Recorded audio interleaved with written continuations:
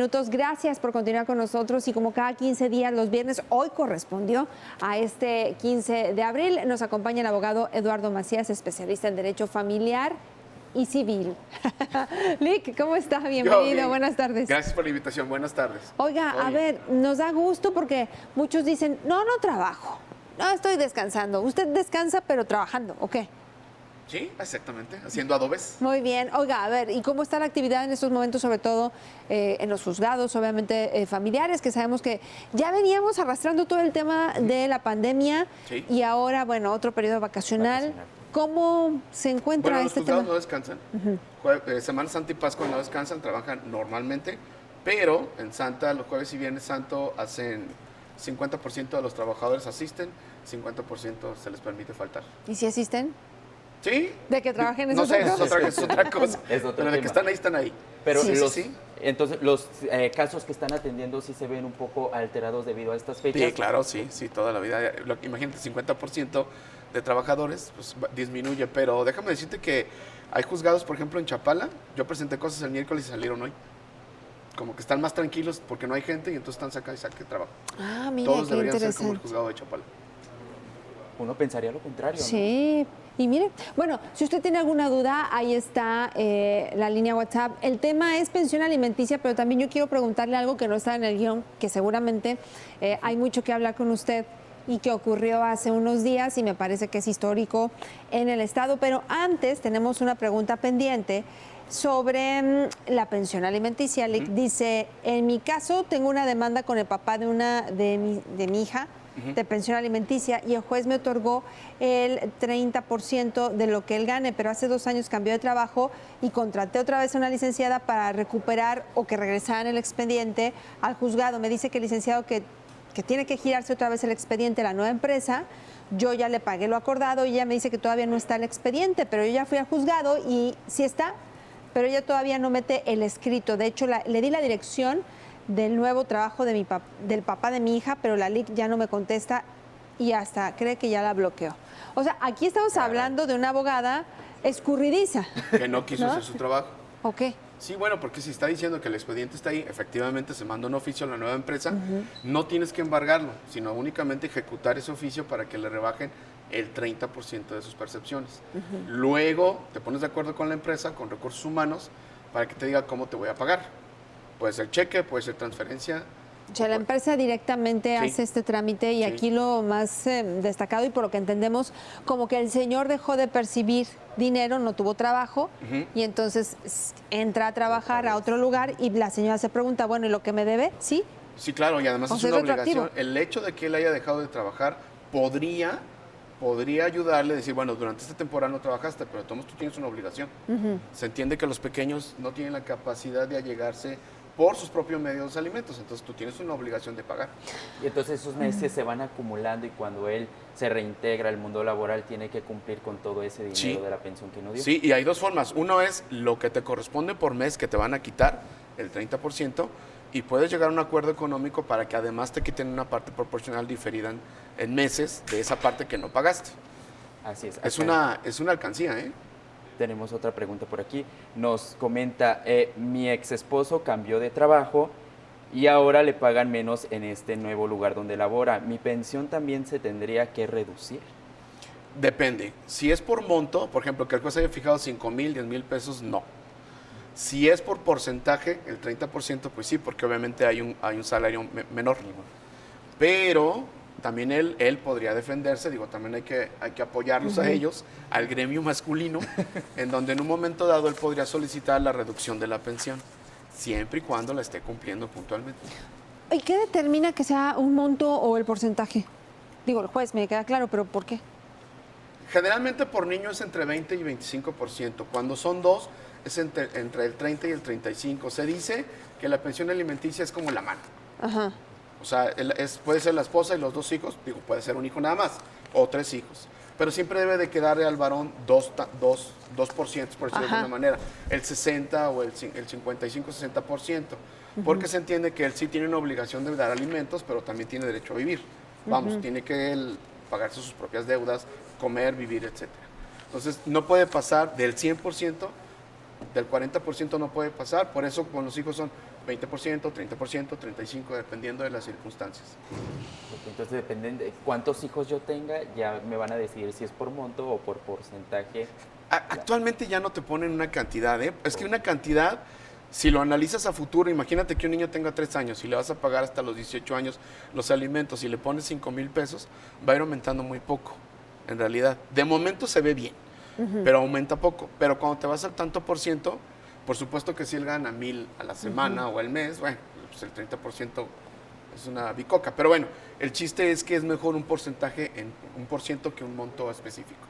Y abogado, bueno, con todos estos años de experiencia atendiendo este tipo de casos, me imagino que debe tener muchas reflexiones en torno a lo que hay detrás de un divorcio de materia legal, es decir, las separaciones y cómo las familias pues se reacomodan de otra manera.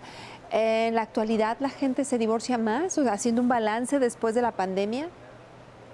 Yo te voy a decir, efectivamente después de la pandemia se dio el fenómeno de más divorcios y parece chistoso, pero cada año cuando empieza el periodo de calor se manifiestan más los divorcios. No sé si tiene que ver... calor. Se acalora no más la dormir gente. juntos. No, yo creo que hay un nivel de violencia cuando se va acercando la Navidad y pasa la Navidad, aunque no hace frío aquí o cuando menos no fuerte, hay una sensación como de todo está bien, vamos a echarle el nuevo año, la Antes familia. de Navidad. Antes y poquito después de vista. Navidad, viene el 14 de febrero, vamos a reflexionar sobre nuestros proyectos de vida, pero solamente empieza el calor, que ya se nos pasó esa era, esa etapa del muégano. Ese momento bonito y empieza a subir la etapa de divorcios. Y se caracteriza mucho por el calor, no quiere decir que el calor sea factor determinante, pero yo creo que sí, influye en algo. Es poca tolerancia, ¿no? Al Y final. también la economía. Yo creo que ya para marzo, abril te das cuenta de tu situación económica real y empiezan los conflictos. Ahora, ¿los motivos cambiaron después de la pandemia? Sí sabemos que aumentaron los casos de violencia al interior de los hogares y eso fue determinante para las separaciones, pero en su opinión... Sí. O sea, sí se ve, la mayoría de casos no necesariamente es violencia física, pero sí es violencia. Y aparte se está dando un fenómeno.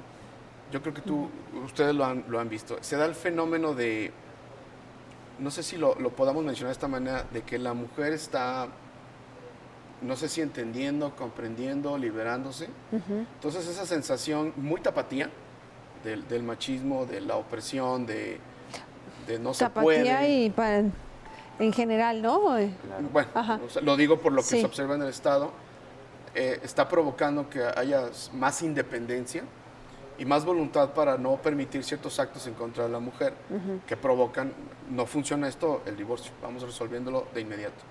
Es lo que yo he notado. Y sí, desde luego la violencia, en todos los sentidos, la económica, la moral, la familiar, la ausencia del padre, etcétera. ¿Habrá un rango de edad determinado para que las parejas decidan divorciarse o es independiente de esto?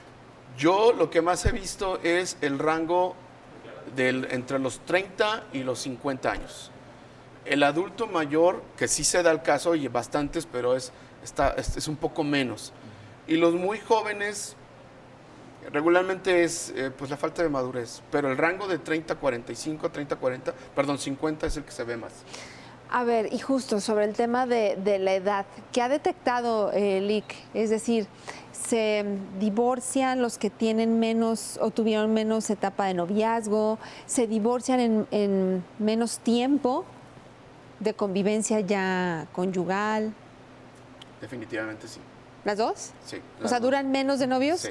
Lo que significa que a lo mejor no... No Digo, se conocen. uno nunca termina de conocer a las personas, ¿no? Pero sugieren, ¿no? O se sugiere conocer más, ¿no? El no tener ahí encima el tema del matrimonio como amenaza para poder dar ese paso y estar lo más seguros posible, que no garantiza nada, pero... Y la procreación. La procreación es un tema que no sé si todavía mucha gente lo considera necesario, pero muchos creen que eso es lo que va a venir a aliviar los conflictos que hay entre pareja. Y otro tema, la procreación no deseada o no planeada en jóvenes de 25 a 30 años, que no están tan jovencitos, pero se da, provoca que lo que tú veías como el matrimonio, esa parte romántica de me voy a ir a vivir con mi pareja, se desvirtúe y tiene un camino muy distinto porque los menores vienen a cambiar absolutamente todo.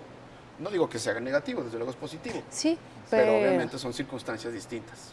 Ahora bien, licenciado, hablando en cuestión de géneros, para tomar la decisión de divorciarse, ojalá que todos fueran de que ambas partes llegan a un acuerdo, sin embargo, también sucede de que ella quiere y él no quiere, o viceversa. Es una cuestión también de género, es decir, ¿son más los hombres que deciden divorciarse o las mujeres, o es el mismo número? O ahorita es igual. No, ajá. no, definitivamente. Si yo lo veo en lo que sucede en mi oficina, es un 70% mujer y un 30% hombres. O sea, sigue con esa, Sí. digamos, con esa tendencia. Así es. El tema de la violencia me llamó la atención, los tipos de violencia. Se ha normalizado la violencia por muchos años, algo que usted mencionó, creo que estamos más conscientes de eso. Los tipos de violencia que puedan derivar en la solicitud de una separación, ¿cuáles son? La más fuerte. Son la los golpes. ¿Mande? ¿Los golpes? Realmente casi no llevo procedimientos en donde haya una violencia física que sea necesaria una separación. La violencia más fuerte que estoy llevando ahorita es la económica. Y esta se pronunció bastante después del COVID, después del encierro, de la pandemia, de la pérdida de trabajo y todas esas situaciones que nos afectaron bastante. Se da bastante ahorita la violencia económica, desde luego la moral, el no funcionas, es que no más vienes y no trabajas, un sinfín de situaciones que provocan que la mujer entienda, y lo digo a la mujer porque es lo que más veo, que pues no puede vivir con violencia. Claro. Destacando eso, licenciado Eduardo, la violencia económica, quizá muchos de los que están viendo esta entrevista desconocen este concepto o no son tan familiares con él. ¿Le podría explicar un poquito y tal vez identificarían que están viviendo ellos en este momento una violencia económica? ¿Qué es una violencia económica? La pareja, tú y tu pareja, cada quien tiene un rol. Si no tenemos hijos, generalmente tenemos capacidad similar para atender las obligaciones de la familia. Pues la despensa, los gastos, renta, etcétera. Cuando la mujer se dedica preponderantemente a las labores del hogar porque los hijos no le permiten trabajar, que es un tema que la Corte ha insistido, espérate, ella no trabaja porque está al cuidado, pero eso no significa que sea menos. Claro. Entonces, no trabaja. el varón en algunos casos ha logrado muchas cosas, como ejerce presión de si no me cumples con esto, no te doy dinero, o no te voy a dar dinero para esto. Entonces, el no darle lo necesario a la mujer en este caso, para que pueda satisfacer las necesidades de los hijos, incluso de ella, es violencia económica. Sí, que lo utilice como un factor de manipulación. Exacto. Pues, abogado, le agradecemos enormemente que nos haya acompañado este viernes. No se iba a ir de vacaciones, ¿verdad? No, muy bien. Porque estábamos, dije, ay, saliendo nada más de iba a venir aquí, aquí. Ahí está mi maleta ya en el Sí, carro. ya sé. Y toda la familia, ¿verdad? Toda la familia esperando. No. Muchas gracias por la invitación. Al ¿Y contrario. Buenas cómo tardes. estar en contacto con usted? Te doy mi teléfono, es 33 134 43 961. ¿Lo repetimos? Sí, Por favor. porque no me quedó claro. 33 134 43 961. Abogado, mil gracias. El abogado Eduardo Macías, él es abogado especialista en Derecho Familiar y Civil. Y mercantil, aunque no quiera. Bueno.